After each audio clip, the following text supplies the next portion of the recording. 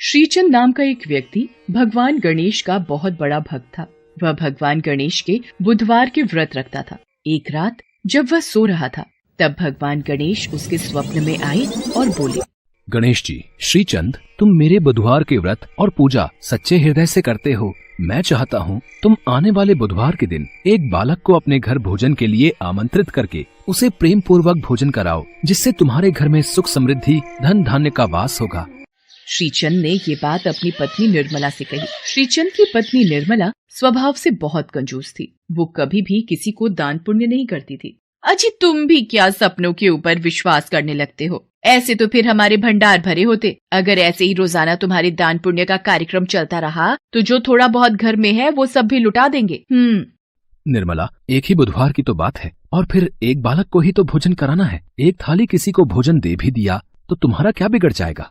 ठीक है, बुधवार तो आने दो, देख लेंगे। श्रीचंद को पता था निर्मला फिर से इस शुभ कार्य के लिए आनाकानी करेगी, इसलिए वो उसे दोबारा याद दिलाता है। निर्मला, कल बुधवार का दिन है, तुम्हें याद है ना? हमें कल किसी एक बच्चे को भगवान गणेश के नाम का भोजन खिलाना है। तो तुम एक काम करना, कल जाकर किसी एक छोटे बच्चे को ले आना, हम उसे प्रेम पूर्वक भोजन खिलाएंगे।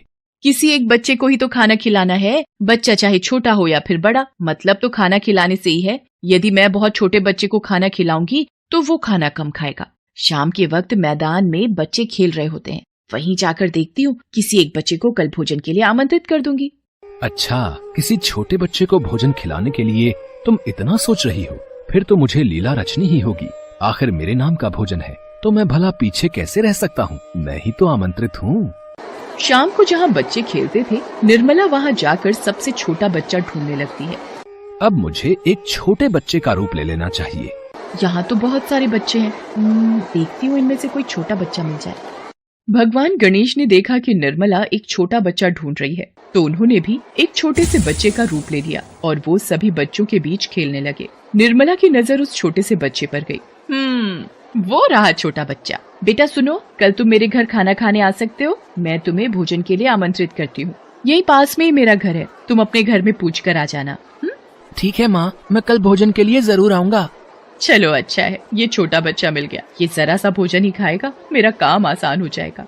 अगले दिन जब भगवान गणेश जी छोटा सा बालक बनकर निर्मला के घर गए, तो निर्मला ने उनके सामने 2 पूरी और हलवा, थोड़ी सी सब्जी और थोड़ी सी खीर परोस दी। गणेश जी ने तो फटाफट उस भोजन को खा लिया और कहा, माँ, भोजन तो बहुत ही स्वादिष्ट बना है, पर अभी और भोजन खाने की इच्छा है। ऐसा लग रहा है मैं तो अभी भूखा ही हूँ। निर्मला, रसोई में से जाकर और भोजन ले आओ। लगता है इस बच्चे को भोजन बहुत ही स्वादिष्ट लगा है। छोटे बच्चे तो भगवान का रूप होते हैं। इस बालक को हमारे द्वारा परोसा गया भोजन पसंद आया है। ये हमारे लिए बहुत ही प्रसन्नता की बात है। अच्छा, कोई बात नहीं बेटा, तुम तब तक ये खीर खाओ, मैं और भोजन लाती हूँ।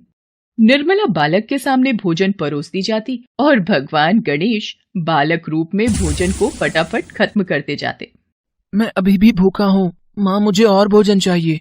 निर्मला कुछ भी समझ नहीं पा रही थी। जितना भी भोजन निर्मला ने बनाया था, गणेश जी सभी खा जाते हैं और फिर बोलते हैं, माँ, मैं तो अभी भी भूखा हूँ। निर्मला को गुस्सा आ जाता है। वह बोलती है, अब तुझे क्या दूं? जितना खाना भी मैंने बनाया था सब ले आई हूँ, तू तो सारा खाना खाता ही जा रहा है।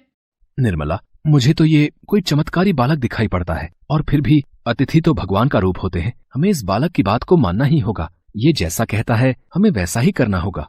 माँ, तुम्हारे घर में अभी भोजन खत्म नहीं हुआ है। भंडार घर में मूंग और चावल रखे हैं, घर में दही रखा है, वो सब भी ले आओ।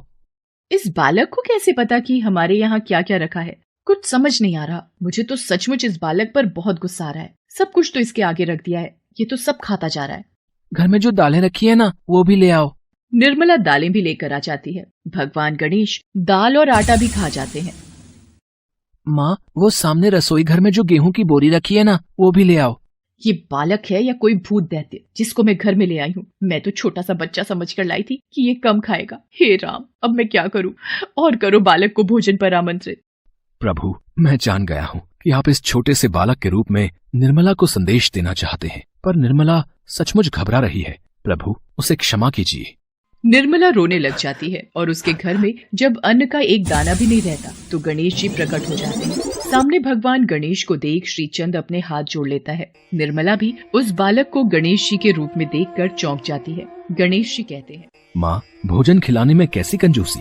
तुम्हें सिर्फ एक बच्चे को खाना खिलाना था और उसमें भी तुमने सबसे छोटा बच्चा ढूंढने के बारे में सोचा। इसलिए मैंने एक बालक के रूप में आकर तुम्हें सबक देना चाहा। कभी भी किसी अतिथि को भोजन के लिए आमंत्रित करो तो अपने सच्चे हृदय से बिना कपट किए भोजन परोसो। प्रेम पूर्वक दान पुण्य आदि करने से घर में सुख समृद्धि, धन वैभव, अन्न आदि के भंडार भरे रहते हैं। प्रभु मुझे क्षमा कर दीजिए, मैं कभी भी कंजूसी नहीं करूंगी, सदैव इच्छानुसार दान पुण्य करती रहूंगी और अतिथि को भोजन खिलाने में भी कभी कंजूसी नहीं करूंगी। इसके पश्चात भगवान गणेश श्रीचंद और निर्मला को आशीर्वाद देते हैं। गणेश जी ने जो भी खाया था उस सामान का चौगुना कर दिया। घर से जाते समय भगवान गणेश ने निर्मला के घर की जमीन पर एक लात मारी, जिससे उस पुराने घर की जगह एक सुंदर महल बन गया। श्रीचंद को अपनी भक्ति का फल मिल गया और निर्मला को भी सीख मिल गई।